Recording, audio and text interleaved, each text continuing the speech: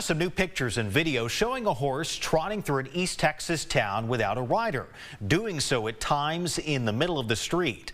The horse, named Texas, went on a little adventure in Lindale, Texas this morning.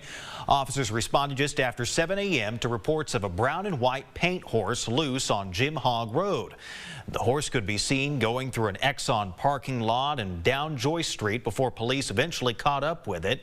From that initial call to officers securing the horse, the whole ordeal lasted about 35 minutes. We're told no one, including that horse, was injured. Now